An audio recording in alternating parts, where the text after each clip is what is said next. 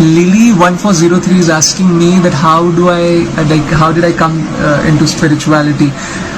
बचपन से I was into spirituality. मुझको मेरा बड़ा मन था कि मैं उस परमात्मा की खोज करूँगा जिसका बच्चा हूँ मैं, जिसकी आत्मा हूँ. But I was always indulging into religious practices. तब मुझको लगता था religion ही spirituality है.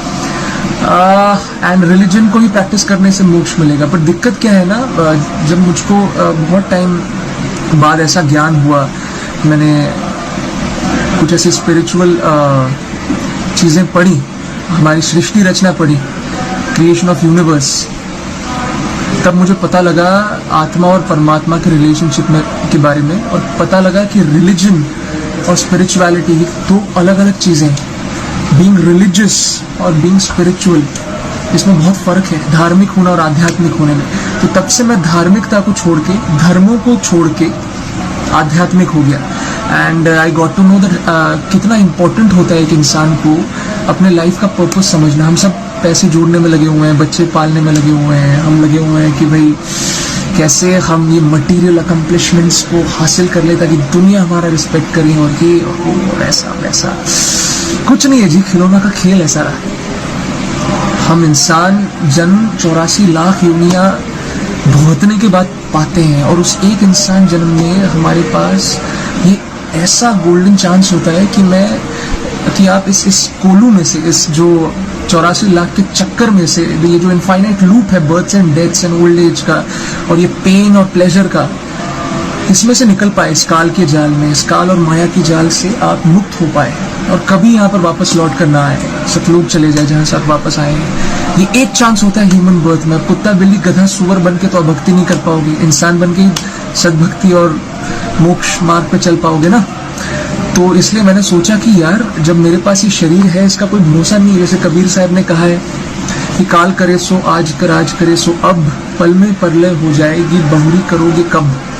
ये भक्ति के संदर्भ में उन्होंने कहा था कि आज कर लो भक्ति, बुढ़ापे के लिए वेट करोगे, क्या पता तुम्हारा बुढ़ापा आएगा भी या नहीं, क्या पता कल मर जाओगी. ये काल का जाल बड़ा भयानक है जी. यहाँ पर कोई भी कभी भी मर सकता है. इसलिए तो हमको मोक्ष की जरूरत है, क्योंकि परमात्मा का वो स्थान नहीं है जहां हम बिलोंग करते हैं. तो जहां हम बिलोंग करते हैं, जहां से हमको ब्रेन वॉश करके लाया गया है इस काल द्वारा, वहां जाना बहुत जरूरी है, और वहां से कभी ना लौटना, ये इकलौता एक पर्पस है लाइफ का, मोक्ष प्राप्त करना. तो मैंने अपना एक सोल पर्पस चुन लिया यार, मुझको मोक्ष चाहिए, क्योंकि इस इंसान जन्म का इकलौता पर्पस वही है. आप भक्ति करो, मोक्ष प्राप्त करो. बाकी परमात्मा रजा इतनी बख्शते हैं कि आपके शरीर, आपके मन, आपके स्वास्थ्य, आपके घर तार का ध्यान वही रख लेते हैं. उनकी रजा से किसी चीज की कमी नहीं है.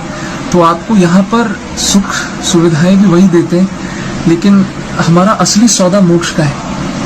तो मैं आप लोगों से भी कहूंगा कि आप हो सके तो प्लीज सृष्टि रचना पढ़िए, जो कबीर साहब ने कही थी उस टाइम पे.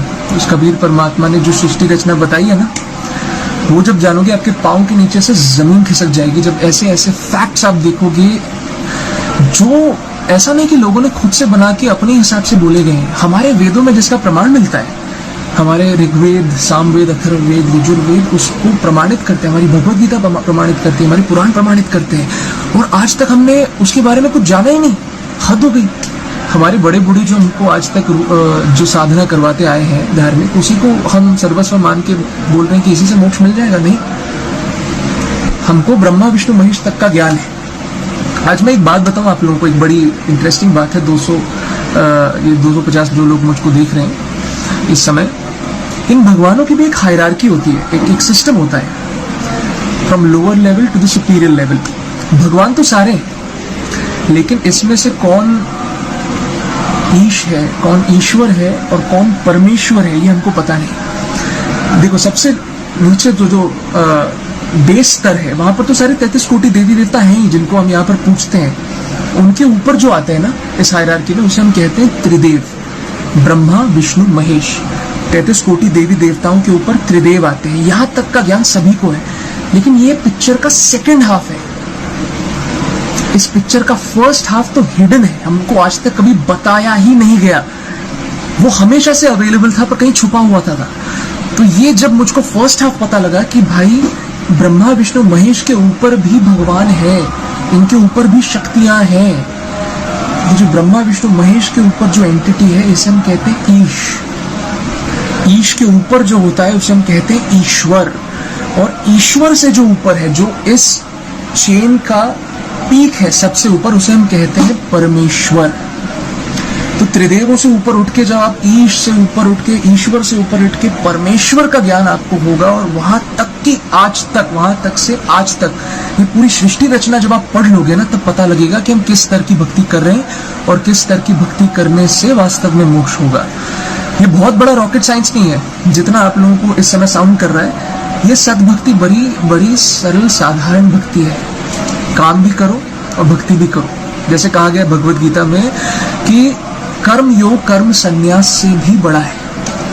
तो आपको वैराग्य धारण करने की जरूरत नहीं है। आपको काम वाम छोड़कर कहीं हिमालय में जाकर जटाएं बढ़ाकर तप साधना हठ योग करने की कोई जरूरत नहीं है। यहाँ के जितने भगवानों का आप पे ऋण है उसको चुकाओ और निकल जाओ बस। वो मूल मंत्र और वो सत साधना करो। कबीर साहिब की सृष्टि रचना पढ़ो, और अगर उससे रिलेटेड कुछ क्वेश्चन हो तो एक साइट है www.supremegod.org www.supremegod.org। इस पर जाइए, इस पे सारा कंटेंट आपको मिल जाएगा स्पिरिचुअलिटी से रिलेटेड, जिसको मैं पर्सनली फॉलो करता हूँ। और इसलिए मैं स्पिरिचुअल पाथ पे हूँ, क्योंकि यही इकलौता ह्यूमन लाइफ का पर्पस है। पैसे जोड़ना, माया कमाना नहीं। हम सब अपना प्रारब्ध लेकर आए हैं, वो भुगत कर हम सब चले जाएंगे, लेकिन हर किसी का मोक्ष नहीं हो पाएगा। इसलिए मोक्ष बहुत जरूरी है इस ह्यूमन बर्थ में।